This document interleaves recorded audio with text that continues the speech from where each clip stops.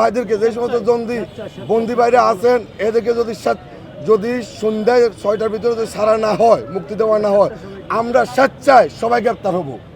স্বেচ্ছায় আমরা সবাই গ্রেপ্তার হবো, নিজ ইচ্ছায়। পুলিশকে আলটিমেটাম দিচ্ছি না, আমরা সরকারকে জানান দিচ্ছি যে আমাদের প্রতি যেন সদয় হয়ে আমাদের বন্দি ভাইদেরকে যেন মুক্তি দেওয়া হয়।